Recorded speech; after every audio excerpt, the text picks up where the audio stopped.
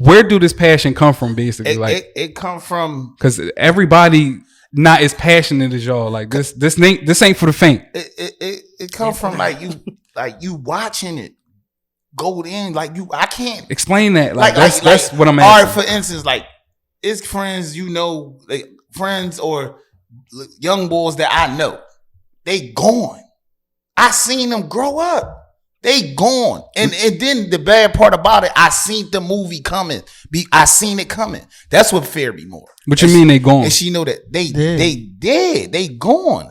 So it's like I'm seeing this happen repeatedly, and then I know it's gonna happen, but I could stop, especially if somebody else give a game. Damn, Younger getting this. But I seen when it clicked off. Damn, they cut that off. He couldn't play in that league no more. This what happened. They kicked him out of school here. Damn, this what happened. Yeah, his dad got booked. Yep. Y'all don't remember when he went to there. That's when it clicked off. Nobody want paying it no mind. That ain't gangster. What you talking about, you gangster? Ain't nothing thorough about that. You shout no boo-boo from down the block. You made Miss Johnson cry, and that's gangster? Come on, man. Who you running for? Blood stain the concrete floors. One youngin' in the cell, other in the morgue. I don't need no recognition, I don't want awards. They asking what's the purpose, what I do it for. Do it for my hood, do it for my hood. I do it for the hood, do it for the hood. Thank you for tuning in to another Devil's Advocate episode. I'm your host, Heem. I'm the co-host, Stonker. We got two special guests in the building. I'm sorry. We got Taryn and we got Daytona. How y'all doing? What's up? You call nigga Daytona. You should call him the hood savior. Daytona. Of course I was gonna get to that. Of course I was gonna get to that. Daytona, the hood savior, though. Bro, I gotta start off by asking this question though. At what point did you realize that the hood savior had two names? It had two meanings. What point? Because I known you from the hood savior, of course, back in the day in the early 2000s though. But when did you realize that, the hood savior was two meanings? From the rip, I wanted it to be like how it is now. You know what I'm saying? That was the meaning. But I was in the mix and all that. So Hood Savior was on some your other name. Yeah. You know how you rap the rappers, you gotta have the other name. Like, you know what I'm saying? Like Jay got Hove and Big had Frank Wild, you know what I mean? And you gotta have the other name. So that was Hood Savior. You know what I'm saying? That was my other name for it. What did it mean back then to you? It just mean like the boy in the hood. Like I'm the number one guy. That's who everybody come to in the hood. Like I'm known everywhere in the hood. Like, you know what I'm saying? They know me. They respect me down here. But it's not no like fear. It's like love. He the guy down here. You know what I'm saying? He for us. He for the people. That's what hood savior means. It's just for the people. That's crazy because you could be a part of something and live through something. I had a whole different interpretation of that name for you, bro. Yeah. I just thought it was like the hood savior as like you're gonna save the hood regardless in any way you can. Like, you know what I mean? So with your rap and music, like if you, it was that. You get that sign, you taking out, and then that was like the hood savior because the things you do on a day-to-day basis is still saving the youth, saving the community. That's how I was looking at that. You know what I mean? I actually growing up, I actually didn't know what it meant neither. Like you said, though, rappers just had different names and it just sounded cool. Yeah. I remember the merch coming out where, you know what I mean, it had like the Warner Brothers logo with the HS on it. I just remember all that. I just thought it was more just a brand more than anything. Yeah. But before, until I started seeing what the name actually evolved into recently, like that's when I'm like, oh, hood savior. Oh, that's literally saving the hood. You know what I mean? So that's when I realized. So when did you have that realization that, you know what, this name mean this and this what I'm gonna start doing? So I say like, peace. When we like, when I was like, it wasn't really about rap. Like Hood Savior wasn't even really about rap. It was like when I start seeing this, I got kids, so I see they got grow up in this. I see what's going on. I know y'all. I knew what was going on with us, with y'all, what's going on around the way. It's like, I don't want this now. I want to save the hood. You get what I'm saying? So that's when it been like, when it was like, it ain't just rap no more. You know what I'm saying? It's for the hood for real. Like, I really want to do this. No, let's do a league. Even if I ain't even, it ain't my league yet. I coach, right or wrong, bro. Right, yeah. I can come to Tonka. Yo, let's just do something for him. We can coach. Let's just start this. Make it 3-on-3 joint. All right, then these dudes want to come down with a league. I coach. Yeah. Right. You get what I'm saying? So it's like that. As long as I could be there for them, especially if I got my own kids. And then my wife on the same type time. So it's like, we're going to just do this together. Let's just make this thing a whole entity. You know what I'm saying? I gotta give a shout out to them T-shirts was legendary back in the day. Absolutely, bro. yes. Like, man, them I still wish I had one. I'm keeping it being. I know my man was trying to bring them back. He like, yo, you want to bring them Jones back? I'm like, I'll bring them back, but you ain't letting nothing do it no more. You know what I'm saying? But we got. I rather we pushing this. It's the ink. Hood Savior Ink is a whole brand. Like it ain't just Hood Savior. But that them shirts. I used to not. It was fire, bro. I used to sell a lot of them joints, man. And back then niggas were wearing like 2Xs at 5'6", bro. Bro, them joints you be like. You been a hustler since day one. Like how you had like 8-year-olds wearing 2XTs though. Everybody wanted them joints. I'm just trying to bring to light like how much impact you had that everybody wanted them joints back in the day. It was the Hood Savior. It was the movement. It was cool. It was what to do at the moment. You know what I mean? Like just seeing a bunch of, and I try to stay off this, like seeing a whole bunch of influences, seeing people like Meek Mills come down and seeing you doing songs with, because that was back when street rap and all those headshot DVDs and all those videos. For the people that don't know, Philly was known for like all those rap DVDs and stuff like that. So. You know, you was the front line of that. Like you was our representation of our neighborhood for that. You know what I mean? In Philly. So that's exactly what it was. Everybody just wanted to represent that. But back to the Hood Savior and, you know, it being like a corporation now. Taryn, how much of an influence was you to inspire that into him? Because I do know that like starting a business and stuff like that, I do know that females, like they say for every great man, there's a great woman behind him. Yeah. So how much of an influence, how much fire how much gasoline did you put on his flame? How many times you cursed that nigga out? That's shit. Go ahead. How many conversations? How many times you had to listen to him vent? How many? All that. Keep it a buck too. I doused them in gasoline. It's just like, this is what you want to do. This is who you are. I had a similar vision to what he wanted to do as far as the community.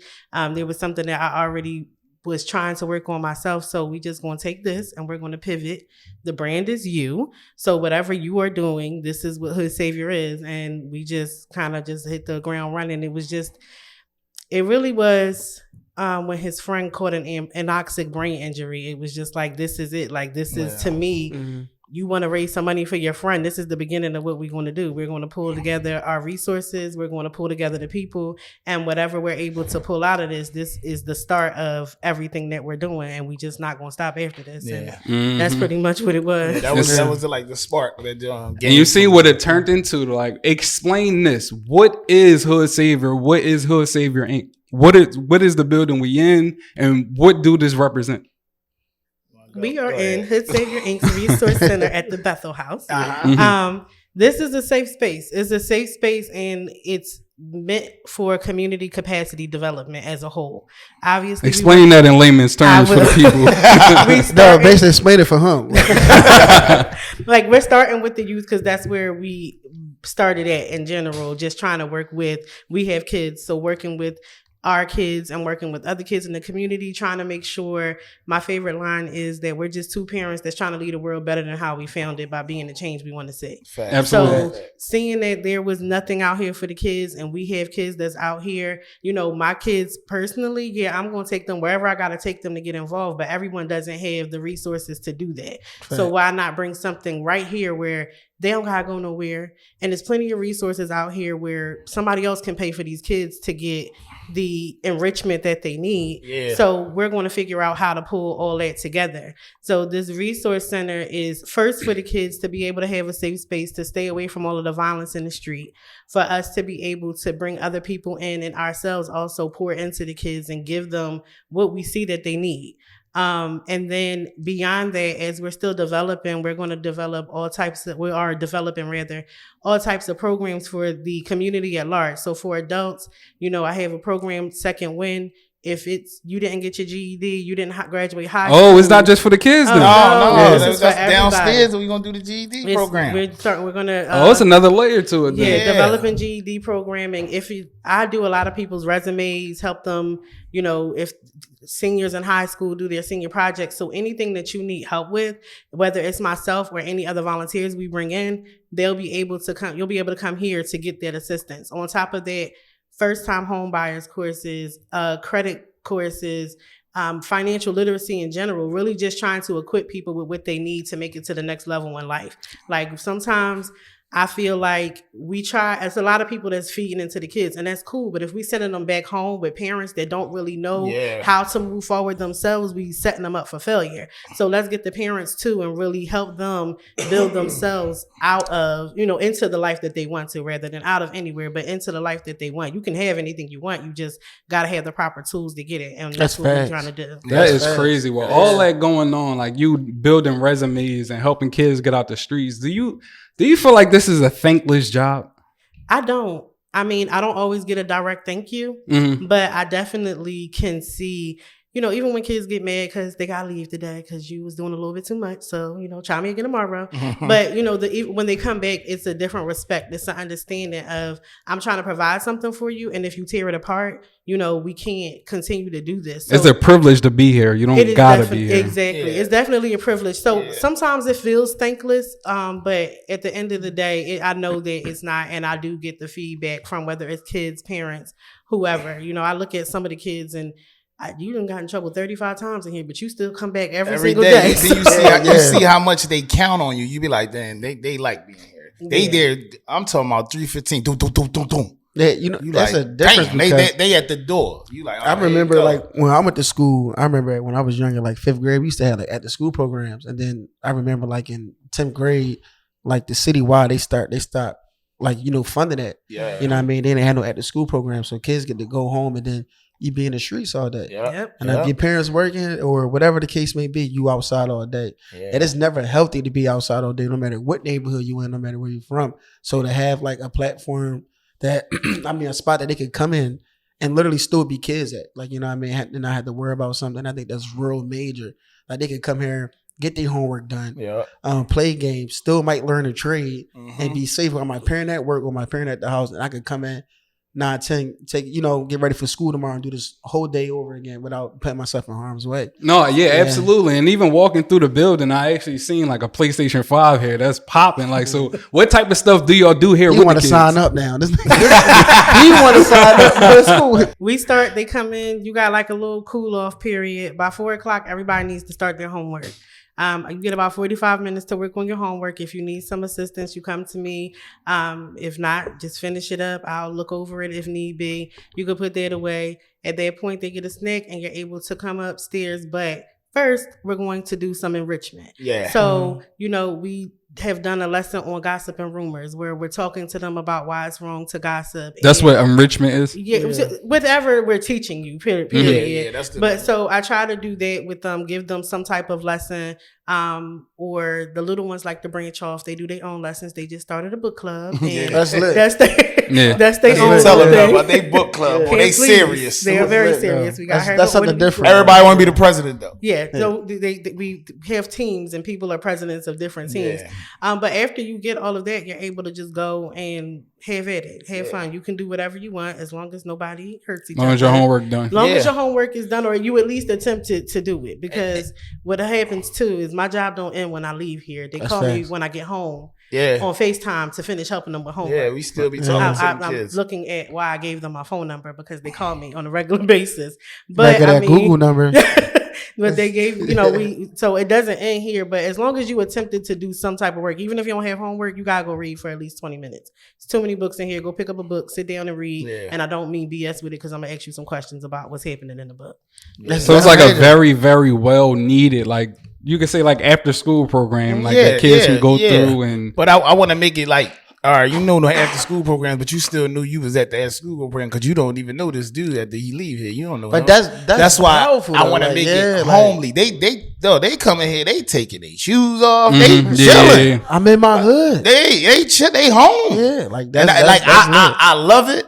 And I'll be like, I'm glad y'all like this. Yeah. But get up and help me clean up too, since this is your home. You get what I'm saying? Yeah, so you give them that too. So it's like I want to be the mentor, but I still want to be uncle. I still want to be big bro. I don't want to be your dad, but I want you to be like, no, I want you to be, come on, we partners. Yeah. I tell them this is your house too. So y'all got to take care of it. Don't just, we at Daytona house.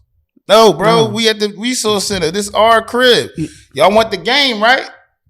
What's up? Don't scratch them games, bro. You put the code in. What's up? That's why I tell them this is y'all's too. So we're really just trying to give them enough so they feel like they have, all of them feel like they have, and everybody's equal, because that's my thing in here. Everybody's equal. I don't care what he got on, what you got on, what her hair look like. We all the same person. Everybody's equal. But I'm trying to, this beginning stage is really to get ready to help them build their dreams out. Like really getting you comfortable with who you are. So now we can start working on what is it that you want to do, and really starting to help, especially the older ones, figure out the path to where they want to go. Yes. That's major. That's crazy. With a responsibility like this, you know, like I said, like, you know, like you say, it's more than an after school program where you feel like it's your house. Do it ever at times, like, do y'all ever feel like babysitters? Ain't nothing wrong with that though. Y'all can be completely honest though, because like I always think about like, say that because like I said before, this is a thankless job. Yeah. So, but like we've been doing this before we got the crib. We've been doing like this for like 4 years. So like I don't look at it like that, because like I'm this 24/7. Even if I'm not there, I go in a lot with the older ones. Yo, what's up? Then you told me, did you do that? Did you get that interview? Did you do that? I sent you the app. I hooked you up with the job. Like it ain't that. Like I just sent the older ones tickets to the game. It ain't like it ain't no babysitting thing because I'm worried. I'm 24/7. I don't want nothing to happen to them, so I don't never feel like that. If I don't know where you at, then that fear me more than me watching you. I was gonna say I don't feel like a babysitter. I feel like I'm being who I needed. It's who I needed when I was a child, or even who I needed in raising my own children. I need somebody that, because kids don't always like to listen to their parents and don't think their parents are necessarily cool or got it going on. Yeah. But so I needed somebody to reinforce what I was telling my child, so that he's getting it. They're getting it in here, but they also getting it outside, and that's what I feel like I'm doing. I'm just.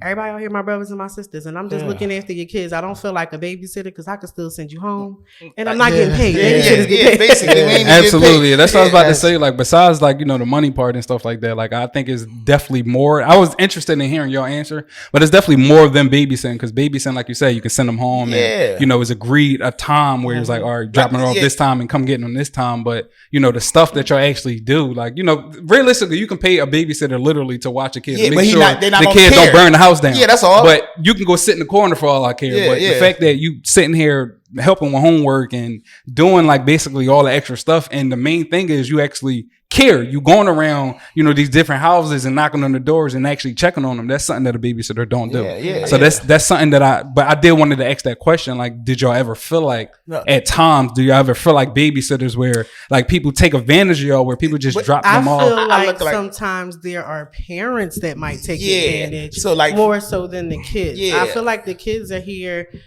because it is an outlet. The kids they want to be where it's lit. You want to be where it's lit. That's how it is. They're gonna come. So I'm not mad at you, even if it's you coming, but your little brother want to come too.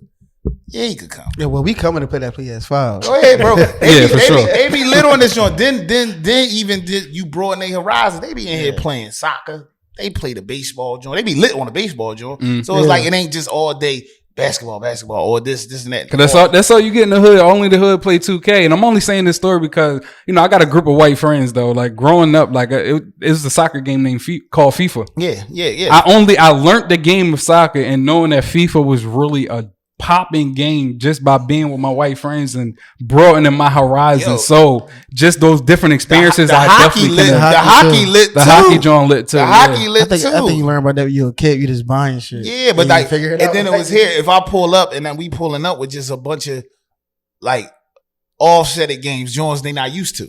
You gotta play them. We gotta play them. Right? Now they in them now. Now they come in and you come in here. You see 3 of them in here. They getting it in. You know what's crazy? I wanted to bring it back to that. You talk about babysitting, right? I looked at it like a more of a sense of community, right? When you was talking about, you know, somebody else giving your child a game that they might not listen to you. When you say it, I think that's real powerful. Like how y'all was talking about, you know, having after school programs or being around people that you don't know and you know that this is their job and they just doing their job. Versus somebody like, no, I know your mom. Like, I'm your cousin technically, and that's how I be bringing. And that's love, like knowing, like I'm a teacher technically. I go home to my own kid, like you know what I mean. And that's just my job. That's just my title. Y'all doing this like because this the neighborhood that y'all grew up in. Y'all love it and y'all want to see it get better. And I just want to like give y'all big ups for that. Like that's hard. Mm-hmm. You know what I mean? Y'all still got your own kids to raise. Like you know what I'm saying? So that's definitely major. I just had to say that. It's just that you don't. I we gotta save the future, bro. It's like, it's not like you can't let it go down. Like, especially a kid, and if you know they parent and you know they grandparent, like, you gonna sit there and no, I can't do that's that. Different. Yeah. That's I don't care who you is, bro. I know you. It take a village. Yeah, even if you get smart and all that, like, they done got, after a while, they already know I'm on they don't even do it. Yeah. You get what I'm saying? So it'd be like, I can't sit back. I don't care what I done seen too many. I ain't tired of janazas, man. Right. I'm not doing that no more. Like, come on, man. I'm tired of that. Like, we gotta switch it all the way up. And if it start from here, and then build out more and more. That's all it is. We trying to expand. Yeah, I just think about Connect that and expand, bro. And every neighborhood, like, they have like something like this within their own neighborhood, like a safe space. Bro, you get to change. You get to change that. Yeah, I want to go to every city. That's what this is. I'm trying to go to every city. Everybody just think I just want to do it here. I want to go to every city. But where do this passion come from with y'all though? Because like I said, like, it being a thankless job for the third time, and then on top of this, like, this is something that like a lot of people can't do. Like, where do this passion come from? Basically, it come from, because everybody not as passionate as y'all. Like, this ain't for the faint. It come from like you watching it go in, like, I can't explain that. Like, that's what I'm asking. All right, for instance, like, it's friends, like, friends or young boys that I know, they gone. I seen them grow up. They gone. And then the bad part about it, I seen the movie coming. I seen it coming. That's what feared me more. What you mean they gone? And she know that they dead. They gone. So it's like I'm seeing this happen repeatedly, and then I know it's gonna happen.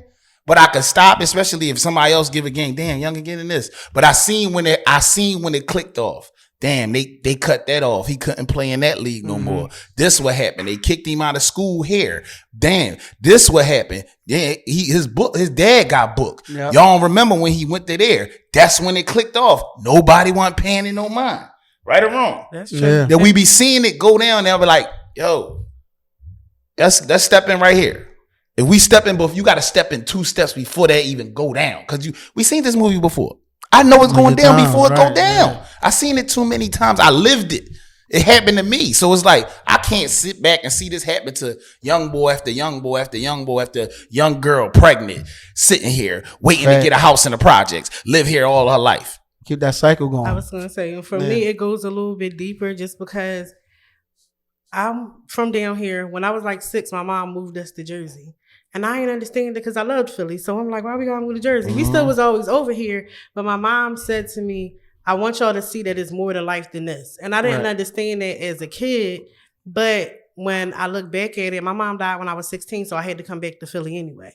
And I got back here, but I was just over here with people that were middle class and they had money and they didn't behave the same way as everybody that I grew up with. Was it a culture shock when you came back?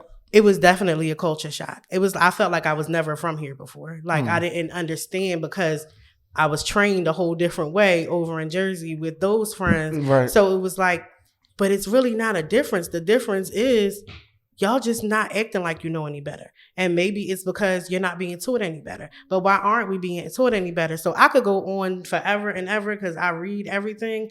And a lot of it comes back to, it goes all the way back to slavery, but it's just the generational mindset that never gets changed because everybody is afraid to push the envelope. Like, everybody is fine with sitting right here because no, I can't start a business because it's going to fail. But that's how first attempt in learning. That's what failing is. You got to fail in order to succeed. But it's so many people afraid to fail. They settle and don't realize that that's failure in itself. And so by me learning that, coming back and forth between Philly and Jersey and seeing some of my peers, and then as I'm getting older, I'm watching my peers' little brothers and sisters, and eventually my own children falling into this same cycle. Well, not my children, but their friends, because my children in the house, we being told, I don't care if you live in the projects or not, you not where you're from. It's about what you're going to do. What do you want to do with yourself? And there's so many people that are afraid because they feel like they're not capable of doing what somebody whose parents make $500,000 a year can do. But you can. I don't care if you make $20,000. Like, I know, yo. I know. I hate ads too. But I gotta let y'all know that this Devil's Advocate episode is sponsored by Capital Punishment Games. Capital Punishment is the party argument game. So if you're the type of person that like laughing, that like cracking jokes, that like arguing with their friends, all in a good name of fun, Capital Punishment is the game for you. So you can go to capitalpunishmentgame.com, or you can just type in Capital Punishment Game on Amazon and you can find it there. You know, it's crazy you say that because I always thought about it. I'm like, we was talking out there early in the night. I'm like, think about it. If we all in the condos, would we still be from the project? We just be some rich niggas. Like, you get what I'm saying? And the behavior doesn't change. It still makes it a project. So I always believe it's like, it's not where you live, it's how you live. Exactly. You get what I'm saying? So I know a lot of our beliefs have been passed down and how we supposed to act and how we supposed to carry ourselves. But at the same time, like we make our neighborhood, because at the end of the day, you look outside. All right, we call this the Jets, right? Yeah, they moving right. I got coworkers that I know that living in these $300,000 homes. Right there. They call this area Queen Village. Exactly. This ain't Mr. Brown, you from Queen Village? That's nice. I'm like, yeah. Okay. And you say that because you saying that now. Yeah, but you talking to us, I'm from down there. Yeah. You get what I'm saying? So it's like, we caught up in it. It be like, bro, you don't know. We in the back. Yeah. You keep repping this hood, bro. We in the back. They they looking down at us. Somewhere you lived all your life, somebody living a $500,000 looking down at us. And you walking around like this your shit. Yeah, that's that. You ain't pay rent. You ain't live in this joint. This your joint. No, bro. Absolutely. You know what I'm saying? No, I feel what y'all saying, but how was y'all childhood growing up though? Like having a program like this growing up, like how you think it would have affected y'all in the long run? I think if they tried, but it was like they didn't succeed. We had the Boys and Girls Club. That joint was like for, and then when you like the Boys and Girls Club of America, they had it. They had it in the projects. Yeah. They had 2-3 story houses that they not to tell your age though. But what year was that? That was like in the 90s. The beginning in the 90s. They had 2-3 story houses gutted out, put holes through them, so you could go through the whole house, whole project in there. It was crazy, but they even really ain't had no handle on that joint. We running all around that joint crazy. It had like a couple. Who was the people that ran there? Like who was? It was a couple counselors. I remember a counselor. They had an old head, Mr. Francois. I remember Miss Lee. I remember my mom, Kylie mom used to be a counselor. How old was you? We was probably like 8, 9, but it didn't stay open that long. But they was trying to do stuff. I remember they had a ping pong thing in there that everybody got good in it. Then they took one of them to the tournament. And that they used to take us swimming, all that they put them in basketball, but it wasn't open that long when you really think about it. Yeah, consistency. Because you don't remember it. Yeah. You don't know it. You know what I'm saying? You younger than me, but you don't remember that. Yeah. But you remember that big house sitting there, gutted out the whole time in the middle of the project. Yeah. They been shut it down. So it's like we didn't get that long. All we had was, even with leagues, we didn't have that many leagues, right or wrong, Tom? We didn't have that many leagues, and he younger than me. So it's like he didn't even get them either. I played in probably like 5 leagues around my neighborhood. We used to have to go to other hoods to play ball. To play ball. Why? We got a whole park right here. Gym down the street. Other gym right there. We had House of Industry. I played in the House of Industry twice in a league. We had some good years though down there. We cherished them. Yeah. So imagine if we had them every year like other places had them. Like that's what I'm asking. How you think it would have affected you now? We would have been I wouldn't be doing this because I'd probably be somewhere else, or I probably already been doing this, or be bigger. We already would have been had jobs under this doing this if we love this. Right. You get what I'm saying? And we wouldn't have had to go through all that pain, all that hurt, probably because people would have lost their lives, or they would have went to school, did this, did that. You get what I'm saying? Just from a little bit of help, a little bit.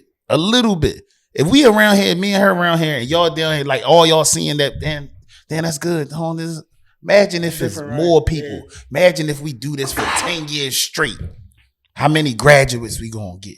You get what I'm saying? But like you said, you was 8 though. You was a kid, so of course you had like a different mindset. You just know that you remember the people. You remember running, and I remember running around on it. Yeah. So like now, like as an adult, looking back in the hindsight, what do you think the problem was? Like why you think that didn't succeed?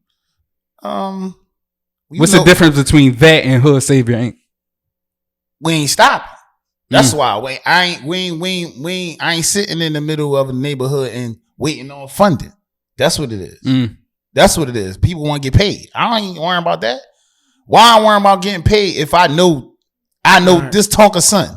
So you're not. So I gotta get paid. Hold up. Son need help. So you're not getting paid for this. No, this all out of our pocket. That's why I keep saying this is the thankless job, though. Like, at what point, like, so everything come out of pocket? Yeah. Right now, everything comes out of pocket because the funding is real fickle and funny. We have dealt with city grants. We're in process of getting our 501c3. Without that, you can't really get any big funding. And anything you do get, it's like a grant program. So you don't get the cash. Yeah. I could tell you, order me 10 tables. Order me these 500 books, but you're not gonna give me the cash. That's in just my hand. That's just a tax write-off. I know, like I was trying to help you with the laptop stuff. I want to get it to the point where the funding is, so I can hire people. Mm-hmm. I ain't really worrying, but I know that's gonna come. I'm not doing it for that. That's why I'm not doing. If I was doing it for that, I wouldn't be really caring. You get what I'm saying? I wouldn't. Y'all just pulled up. The house supposed to be closed already. Where the kids? They still in there, right? Yeah. They still been there painting. You get what I'm saying? If I'm getting paid, if I ain't getting, y'all gotta get out. Yeah. No, we're not doing that because I don't want you leave and then do around the corner. Yeah. That's what I'm worrying about. So I ain't worrying about no check. You get what I'm saying? You feel me? So that's what it's about right here. Like I'm worrying about that. I'm really worrying about that. So when you passionate about something, you ain't worrying about no bread. Yeah, bread always come later. You're not worrying about no bread. Say that again. If you passionate about what? You passionate about something, you ain't worrying about no bread. You gotta say it in the camera too, because I'm gonna make that into a clip. That's so important. Yeah, when you passionate about something, you ain't worrying about no bread. It gonna come. And maybe sometimes you ain't doing it for it. But you wanna do it. No lie. This nigga used to come around the crib 3:45, right? Yeah, knock on the door, he'll come in, walk in, whatever the case may be. And he'll be talking about this day, this moment, like years ago, bro, about having a program and having a place where the hood can literally learn from and benefit from. Like he ain't talking. So how many meetings we had? We used to have a lot of meetings, and I'm talking about even before the building. Put a year on this though. It's 2022 now. Put a year on this. How long ago? I can remember before. Like when we first was talking about, like just talking about doing it. Yeah, I remember him just talking about. I always wanted to do it. And my pop had like a basketball league too. Mm-hmm. I mean, we used to always talk about that for John Davis. Like you know what I'm saying? That was major. You know, but we don't have stuff like that. Yeah, we got to keep it. Yeah, that's all. That's what happened with our hood. But every time we have them, they be good Jones. You're like, where did we did all them every year? Imagine if we had them leagues every year. Like Lionel had a league every year. Yeah. You know what I mean? The John Davis tournament every year. You get what I'm saying? That's a part of the reason why I come down here and work every year. You feel what I'm saying? You come down here and work every year, but like you get what I'm saying? It's the same thing because you remember them nostalgic memories. Yeah, that's why you come. Yeah, you get what I'm saying? You love your hood. Yeah, I love my hood. Yeah, and that's what it is. That's crazy. Even though I know it's down here, y'all all crazy, but like no, I'm down here because of that. Let's clear this up. You know what I mean? That's what we're here for. That's what Hood Senior Inc. is about. Flat out. Y'all ever feel like in certain situations, y'all feel like how do y'all feel like the like far as parents, like y'all feel like parents can get more how can parents get more involved? Show up. That was cliche, but that was real rap though. Real talk. Show up because it's a lot of stuff like these kids, when we do different stuff with them, they want to show their parents. Yeah. If, for instance, we put some kids in gymnastics and they're constantly, I take them Monday and Tuesday and it's always take me, Miss Taryn, take me. Can you send that to my mom? They want their parents there. They want their parents to see them in their light and trying to accomplish something, so it's just like really just show up, be there for your kid. Even if you're not going to show up here, be there for your kid at home. Cause it's a lot of them that come in and I'm the therapist. Did you just say gymnastics? You ain't even peeping. Oh no, I put some babies in gymnastics. Y'all want to flip on concrete? Shout out to that. That's different. Y'all want to flip on concrete? You know how many stars we had back in the day on mattress flipping? Bro, I seen legends. Come on, bro. I seen legends. I seen legends flip on concrete mattresses. So when I seen these kids, I'm like, yo, we not doing that again. They just going to waste and wacky co-5 beds stacked up. 30 niggas out there running the flipping all day. Then like the girl, like Isla, man, she's all that. Shout out to Isla. She don't even know she all that. 7. No fear. No fear. That's why it's time to put in right there. Come on, man. Building dreams, bro. We never gonna do that. You know what I'm saying? We building dreams. No, she all that. I seen it from the rip, but then when we got there, it just went to another level. When we got there, we took the kids there. They put them in advanced class from the rip. Oh, they don't supposed to be here.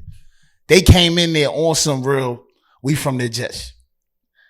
boop, bop, bop, bop, bop, flipping all on. Ain't even start yet. They looking like, who them? The other class looking like, who them? They just flip from the rip. Do. The lady said, oh yeah, no, well, they're gonna have to come the next day because they don't need to be in this class. They're in advanced class from the first day. That's when I know, all right, yeah, we did the right thing. Let's go. Imagine if we played tennis all day. Imagine LeBron play tennis. That's like, what I'm saying. I'm trying to get them to other stuff because we worry about ball rap. Everybody can't rap. Basketball rap. Play ball. You know what I'm saying, bro? Somebody need to look at this. Different avenues. You feel what I'm saying? Somebody need to hold the camera. I always knew I liked talking, man. Yeah, and they don't even know it be bags for this. That's what they don't understand because nobody don't put this out that it's bags for certain stuff. You know how much money people get paid to do this, to put it together, the electronics, all that. Come on, bro. You want to chase this rap when you ain't never going. You know what I'm saying? All right, you probably ain't that good, bro. You know what I'm saying? It ain't that good. Or you could be good and it just don't happen. Trust me. Listen, you feel me? You know what Kyle always say this, man, and this is real right, bro. I tell everybody this every day. And Kyle, I got this from my little brother Kyle. He said, you know how people like school ain't for me? Like Kyle said, you go put 1,000 hours in on your jump shot, your layup, your hook shot. And if you just ain't got the God-given talent, bro, you could be a hard worker. It's a chance that you still might not make it to the league. Yeah. You put that same effort into a book, I guarantee you're going to get your bachelor's degree. I guarantee you'll get your master's degree. And that's how you'll get your doctor's degree. This the clip. That's a clip right there. You get what I'm saying? You put that effort in there. Like, school ain't for everybody. I always say school wasn't for me. Yeah. I made it for me. Like, you get what I'm saying? Like, I ain't had good grades in high school. Like, I don't think nobody who was around here had good grades in high school. But I remember I ran into my principal, bro. He didn't even believe I was a teacher. He said, "You BSing me, bro." I'm like, "I'm not. I'm dead serious." Like, I had to show him my job ID and everything. Like, how that felt?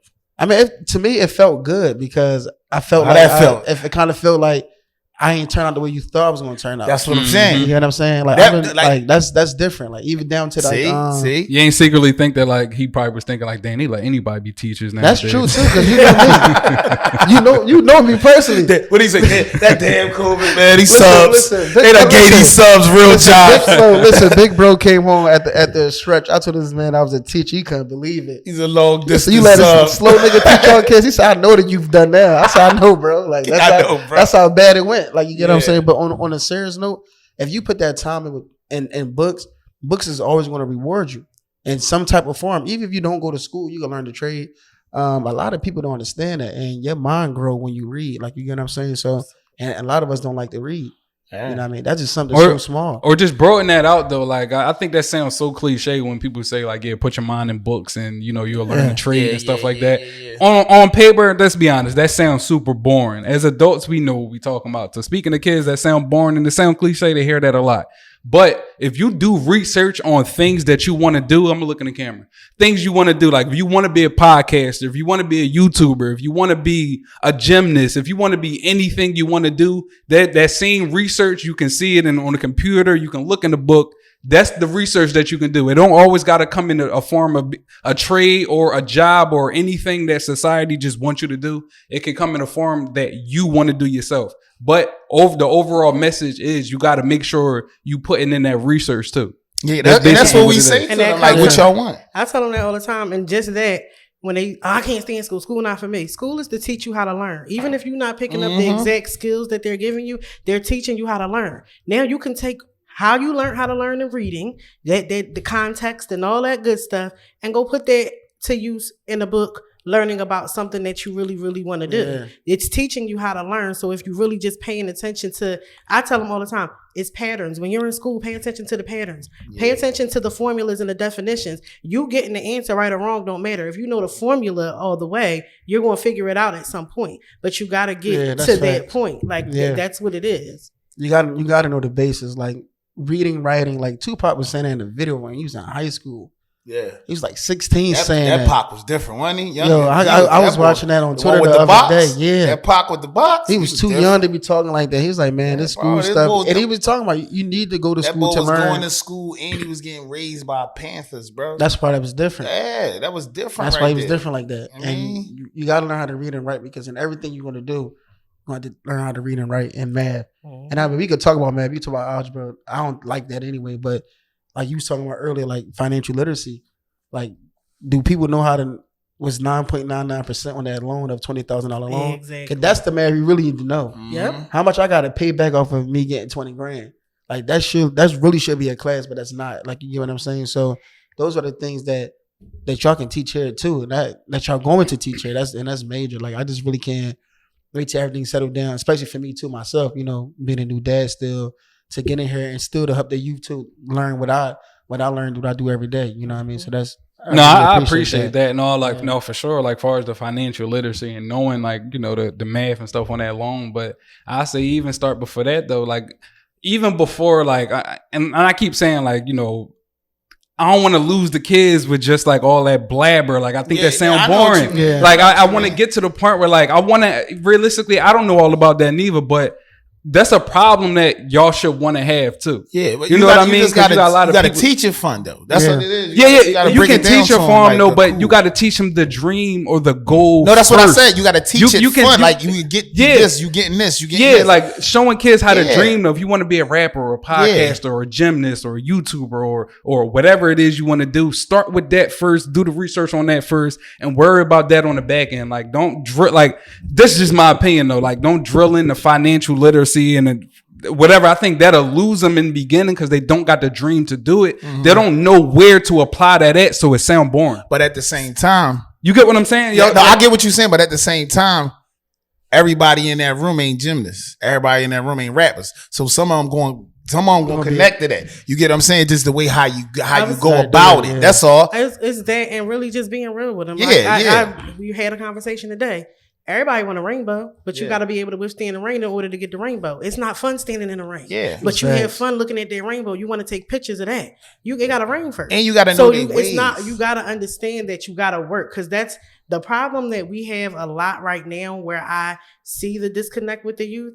Everybody think they could skip the process. The pandemic, and everybody think they could skip the process. You can't skip the process. You can't. If you skip the process, you skip very important parts that's going to fall. You skip the experience. You skip everything. It's going to show. It's all going to fall apart, and it's going to show later on. Absolutely, and I only said pandemic because like that's part of skipping the process too. Because when you got a bunch of people losing jobs and just sitting around and still getting paid for it, it made everybody realize how easy stuff really is out here. Like how much you really don't want to work, how much you really don't want to grind, and how easy it really is out there. And that's a whole nother conversation we can have based off of the pandemic alone. Different tax brackets that they didn't make that much money in their life, and then you giving it to them, and then you take it away. I think that was that was crazy. But it was crazy, and it was a wake up call, because it was a wake up call. Not everybody got the call. They should have, but they didn't, because I know plenty of people that needed that PUA and the PPP, but they didn't go for it because they saw what it was.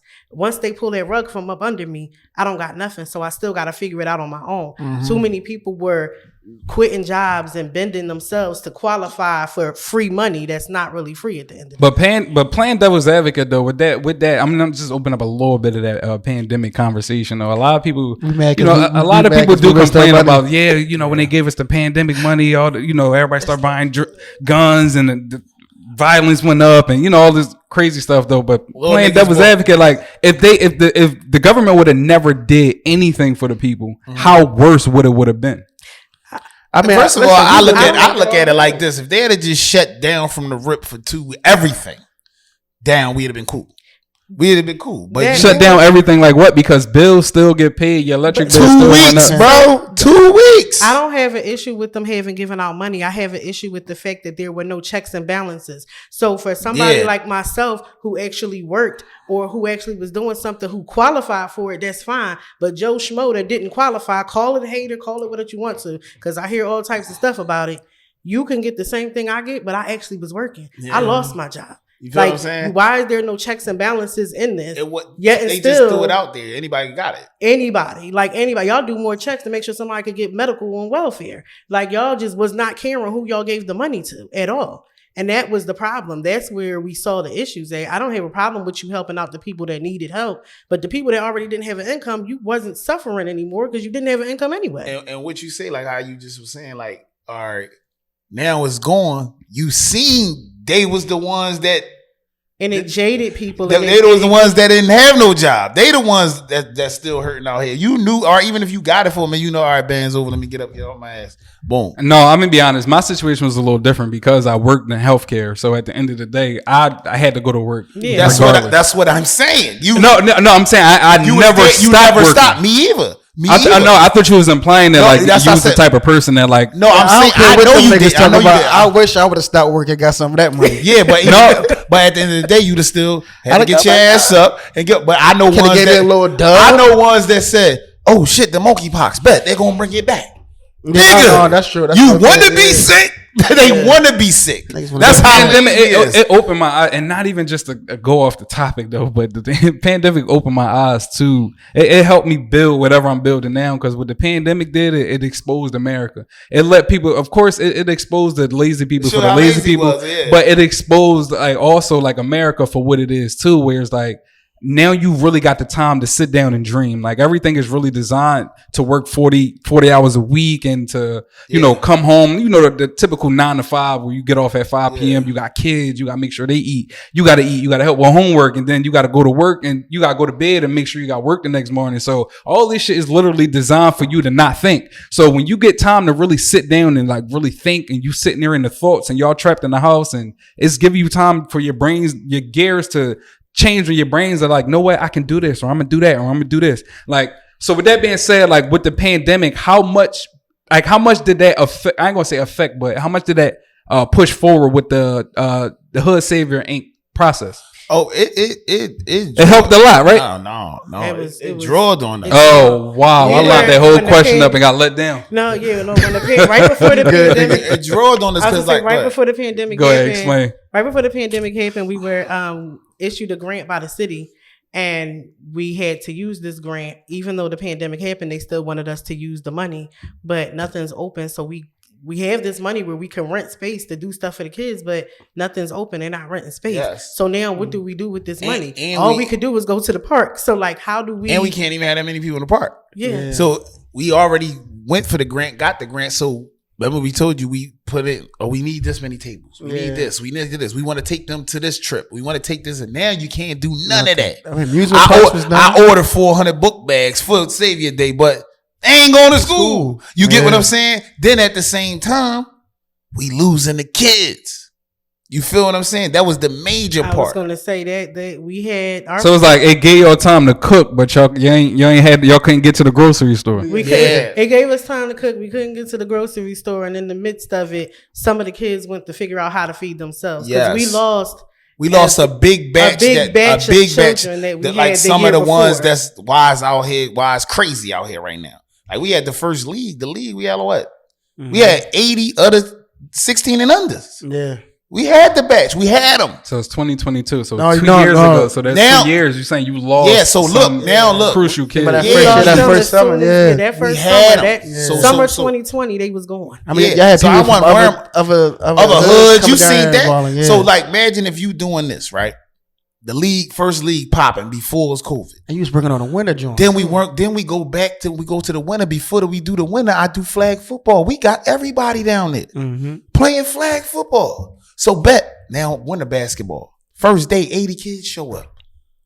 Play for like 3 weeks. Next thing you know, boom, the gym shut down. So then now when we got to summer, they playing a little bit, but now when it's time to get back to the winter, now nobody can't get in the gym. Now nobody can't get in the park. We only had this amount of people in the park. Took the rims off so the they park. slipping. Now they giving out the money. Niggas ain't hooping no more. Yeah. So then you see them now when the winter come back around, they smoked out. They don't play ball no more. You don't see them no more. Some of them that was going to college ain't graduate. All that happened. That little batch. That batch was a big batch we lost. I would rather not have the pandemic and say fuck that money to get that batch. Keep it a buck with you because I didn't get nothing out the deal. I'm glad you said that, yo, because like I would have never thought that the pandemic would have affected y'all in that way. Yeah, it killed it, but it affected us. But I'm saying I'm being honest as far as like I'll take it like it affected us. I'm saying it affected the neighborhoods, the kids. Yo, that's these kids that's out here wrecking now. That batch, the young boys that used to hoop. The young boy that rapped a little bit, but he didn't rap about the shit he rap about now. The young boy that's sliding, that shit. That was that batch. That COVID batch. You get what I'm saying? They the ones that got money and then they took the money back. Them niggas bought guns and Balenciagas, man. Then when they take the money back, they gotta sell the shoes. Now they still got the gun though. You feel what I'm saying? So that was all of that. That batch right there, I would take that COVID shit to get that batch back. Bro, think about it, that's 2 years. You remember how it was? 2 years, no school. I could wear a mask all day. And my mom can't say why you ain't go to school because she know. Bro, think about this. Imagine if they can't even eat at home. Normally they used to probably eat at school. But now I'm in the crib, I ain't got nothing to eat. Exactly. Yeah. I got this gun though. Mm-hmm. This gonna make me. But eat. you had something. You just had a dub. You just had 20 bands. You feel what I'm saying? You give 20 bands to anybody that never had no money. I never seen it. It ain't even about the young boys. The older ones. You see, I see so many niggas with cars that don't got a car now. So it's like, the fuck? Like, you get what I'm saying? What Jay-Z said, all that money, 30 mil for one fight, all that money in one night. Yeah. That was them getting that 20 bands at one time. I never even seen that type of money. Then double back a couple times. Yeah. So and that's what hit that card for you. Yeah. So it's like the food. I'd rather get them youngins back because that right there, that batch killed them. That's the dropout rate. Nobody graduated, all that. But while that was happening, weren't we saying that the whole time? I said them young boys ain't gonna be to school. The dropout rate gonna be crazy. Yo, listen. I was saying that the whole time. Imagine this, right? Listen, you already know that our coach, our children are, come in behind anyway. So if your kindergarten might, let's just say first grade might be on let's just say a pre-level. Like that's like they're not on the kinder. It might be first grade, but they like maybe like pre-K level. So now that was before the pandemic. Mm-hmm. Now you talking about the pandemic.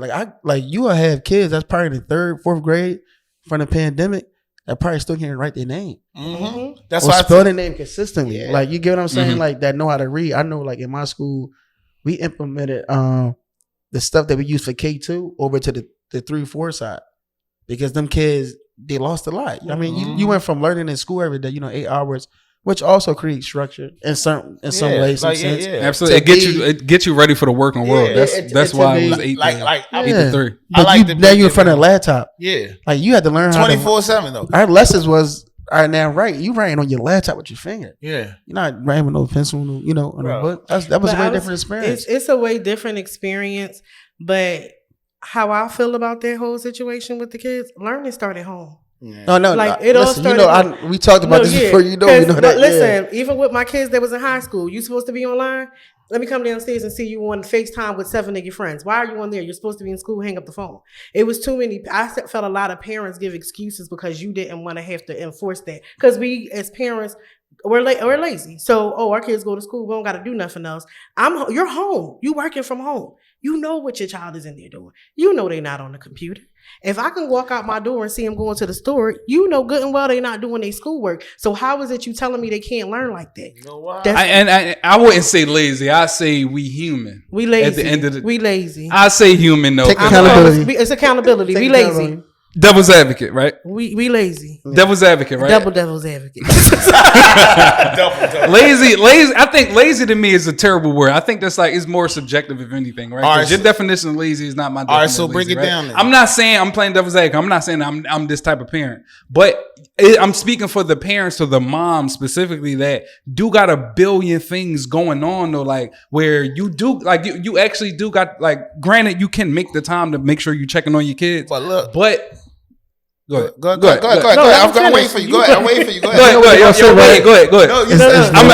I'm gonna be honest though. I was losing steam though. It's no excuse though. No, because I know what he was trying to say, but it's like you talking about a certain amount who got stuff going on. A lot of ain't doing nothing. She waiting for her dub too. That's more so what I'm saying though. Like talking to tell you, I hate putting everybody in one box. I hate putting people in one box for saying that everybody lazy. All men do this. I hate that. It's a certain. I mean, if it don't apply, let it fly. But some of us is lazy. Because and some of them doing too much and not worrying about the kids. That too. Yeah. Right. Yeah. So you got this going on, but little Raheem be out here. Stealing. Little shoot 'em up. Yeah, he do this, he do that. Yeah. So you telling me this and all that, but then when I say something to you, you get beastie with me. Come on. And I say lazy because also, and like I said, if it don't apply, let it fly. But I say lazy also because I hear parents saying, even now with these young boys, well, your son is out here doing this. What I'm supposed to do with him? It's your child. What you mean? What you supposed to do with him? At what point did you never instill a air of respect for yourself and for your child? Like your child to respect you. Why does your child not? Like this is. Do you raise your hand with me? Go ahead. At what point do you give up though? Devil's advocate. At what point? At what age do you feel like I don't want to say turn your back because that sounds crazy. But at what age do you realize? Because I feel that parent, right? Playing devil's advocate, the parent you said. Like I feel that parents sometimes we're like, what if they did try everything and the son or the daughter just not listen? At what point do you just know what they gotta learn themselves? I mean, you can learn yourself. Do you judge the parents for that? Like for those decisions that they make? Even though it's not the decision that you wouldn't necessarily make, do you judge the parents for the washing their hands? If I have honestly seen you try everything, yeah, you ain't because we not perfect. Even when I need help with my kids, I'm like, all right, let me go ask somebody because I done approached this boy 35,000 times in this way and he's not hearing it. We got to change our approach. It's just like we dealing with somebody on the street. If you at work with somebody, do I let you not wanting to do your job of make me say I'm gonna quit my job? No. I'm gonna figure out a way to work around you not doing your job. Yeah. And I'm gonna find a way, if my job is dependent on it, I'm gonna find a way to motivate you to get your part done. Yeah. Because even if it's me showing you the easy way to do it, I'm gonna find a way. I can't give up on my child. This is my job at the very end of the day. So just because you not cooperating with me, I'm gonna give up on my job? No, I'm gonna find another way around it. I'm gonna find a way to make you feel me and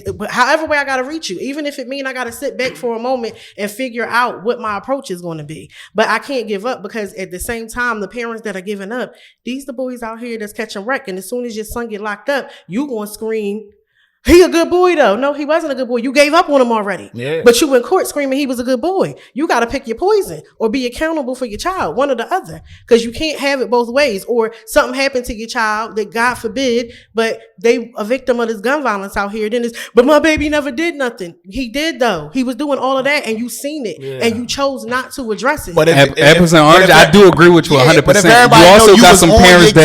You also got some parents that self-aware though, that do know that these kids like that's what I was about to say. You know what I mean? Because I met some parents like that who like, know what? I ain't even mad that he gone.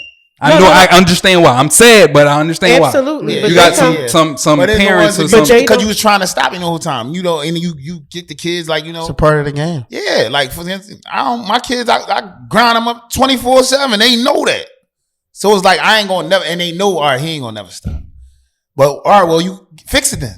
Yeah, I think it's you know what I'm saying. Fix it then. If you want me to stop, fix it. That's all. Find out. I think like, you know, I got a son, so I feel like if I can't get to him, I'm gonna try my best. You know what I'm saying? You never give up. But at the time, you just let them grow on their own and find out on their own. You do. Things gonna happen, right? But like, if you talk about like that giving up, you never give up because it'll circle back around like, damn, well, you might be 26. Do you know what, Pop? You was right. Mm-hmm. Yeah. But sometimes you do gotta find out for instance. For instance, like, all right, babe.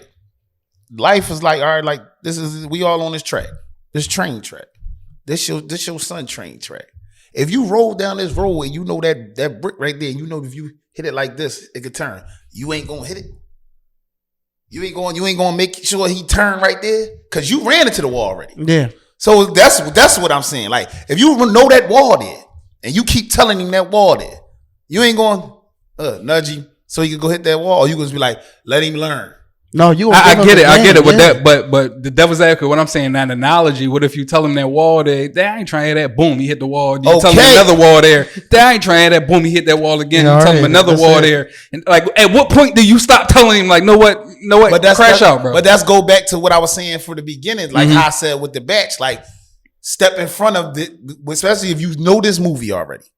Let me skip 3 parts where I'm telling you about this next part, but I know 3 parts later that this is going to happen. So I'm telling you this. If you get past all this and you still on bullshit, you going to get ground up. You still on bullshit. Like, I'm going to help you, but I can't just say, man, I can't do that. Yeah. What do you say to the kids that know it all, though? Because everybody knew it all. I was 17 before I knew it all. All of them. I was 16 before I knew it all. What I get though with them, I was smarter than my mom at one point. Like, what do you say to them? I get the know-it-alls. I've been getting the know-it-alls talking about music, talking about street shit, talking about stuff I did that you didn't do, and you telling me I'm wrong. I did it. You didn't do it. They all circle back. Cause I seen the movie before. One thing about the tables, they always turn. And if it don't turn that now, it's going to turn later. So it's like why don't kids realize that? They don't. That and it happens. Like so, it's going to happen. Like that's what we always talked about. That kids don't even have the mental capacity to even understand it. And as adults, we already know what's going to happen. Yeah. So that's why you got to have patience. And not even just to put the word on kids, teenagers too. And they don't understand why it's going to happen because it's like, bro, you doing the same thing. Mm-hmm. You ain't doing the stuff like we said. Learn this, learn that. If you don't know what it is though. We was talking about this on another episode. Transparency. Transparency. I feel like I would have got saved, and I'm glad I went through the way I went through it with life though. But transparency was a lot. Like every time I got in trouble with something, like as far as like my mom and my dad, or just trouble with things in life and stuff like that. Yeah. I used to just get in trouble for it. Or back when I was a kid, I used to get a beating for it. Or when I was young, I used to get yelled at whatever the punishment, whatever. Just yelled at the actual act. At the moment. At what I did. At what moment. But it was never a conversation behind it. Like, you know what? I did this before. This is what happened with me. It wasn't no transparency. Y'all made, like, my parents, like, they painted a picture that they was perfect and I was just the only one on bullshit. You know what I mean? So, like, that transparency, I think that transparency is a layer where we can help those know-it-alls, or at least attempt, or that'd be a step forward into like those know-it-alls where like letting them know that like, yo, we actually been here, and I'm gonna tell you a story. Let me tell you the story about how I've been. That's what I do, and then be like some of the know-it-alls, they just like they gonna push. You can't. Because I'm saying because you got some parents who who sit there. No, you shouldn't have did that. Why you doing that? That was dumb, and this, that, and the third. But the transparency coming at is like, you know what? That wasn't dumb. That's normal. That's normal because I did it before. It's okay for you to think like that because I thought like that at your age. But this is why this is dangerous. That's transparency versus just you're dumb. That's a part of you get what I'm saying? That's a part of my discipline from my children to the kids that we are dealing with every day here is you gonna get in trouble. I'm gonna yell. I'm good at yelling. So I'm gonna yell. Y'all know y'all gonna hear it. But, you know, my kids, they got it real good. We used to sit down for like 3 hours after that. Now I'm going to talk to you about why I had to yell at you in the first place. That's the part that that was the part that they hated, that 3 hour conversation that was going to come out of it. But for me, it was me really explaining to you why I got angry. And if I needed to apologize because I got too angry, then yes, I'm going to apologize. But at the same time, I want you to understand why I yelled at you, not just yelling at. I'm not talking at you. Now I want to talk to you and get you to understand. And that's a very important piece, like you said, that we are missing in a whole lot of households. It's never the conversation of why I'm angry right now. You just looking at it like I did something wrong. It's not, you did do something wrong. However, this is why I'm upset. It's not because of what you did. I want you to think better. I want you to be more aware of what you were doing when you're doing it. Like really getting them to understand exactly what you're in trouble. You be mad on the way, like how they did it sometimes. Like that's how my kid, that's how my daughter is. I'm gonna keep it a buck. And I be like, yo, why you just ain't do this? That be burning me up more than what she did. Yeah. Like, why you just ain't do this? And then be telling you, sitting there, damn, I should have did that. I told you already. Like, why you just ain't do that? That's what be making me mad. Cause the common sense. Like, just have common sense. I think sometimes that kids, we think our parents corny as hell, no matter what they say or how they say it. Yeah. But I just think my pop was corny. I was like, your pop should do X, Y, Z. I was like, man, that nigga. Yeah, they don't be want to hear it. Goofball. They don't hear it. You don't know what it is. I used to think that too, though. But you know what changed my mind though about that, and I'm probably about to give everybody game that's listening to this podcast. What changed my mind is just a lot of stories that I hear from other people about my parents. You know what I mean? Of course, it come with me. Of course, it come with me growing up and like I still don't care about mine. That's how you. Because my kids be like, you don't know what it is. Oh, it was Joe and shit talking about you. Yeah, you want to know what it is. You want to know what it is. I think that come with age though, because as you get older, your opinion of cool changes. Yeah. You know what I mean? Back in the day, like if you would have told me like at 17 that my pop was selling drugs, he was the biggest drug dealer in South Philly and this, that, and the third, I would have took pride in that. But now, you know, being 29 years and, you know, being on the road that I'm on, I'm not impressed by that. Yeah. You know what I mean? So it really depends on that, though. And I just wanted to, you know, end it off there, though. But Taryn and Daytona, the hood savior, thanks so much for coming through and giving us your time. Though, yeah. Y'all can't thank y'all coming through. We brung them on the road, y'all. Right. We brung them on the road. Yeah, this is a home game for me, this baby. Is the first nigga, we home too. What are you talking about? And it's a late joint too. It's 3 a.m, y'all. We did this for y'all. It's 3 a.m. All right, y'all. Baby. Look in the camera. Give them your socials. Daytona HS on Instagram. Daytona HS on Twitter. HoodSavior.com. Well, let's say Yank.com. And that's under YouTube joint. Yeah. What about your YouTube? So it's under construction, huh? What about your YouTube page? Look, you gotta get to that, huh? Yeah, I had to. Daytona Hood Savior. All right, Daytona still there. It's still there. You know. And I still watch it. Yeah. Don't forget 82 Inc. Just IRL. Yeah. What about you, Tam? Movies. Yeah. Cartoon labels, etc. Yeah. I'm at Who Is Nikki Hertz, NIKIHURTZ on Instagram. I think on Twitter too. And that's about it. I don't have any other socials. I don't gotta say my social. That is gonna be up right on the page, right on the link. So I didn't ask you, buddy. All right, last question. Listen, last question. Look, before we get out, I ain't mean to. Now I'm gonna tell everybody you got a party under your hat. Listen, before we get out of here though, who was a better rapper between me and Saucy Tonk?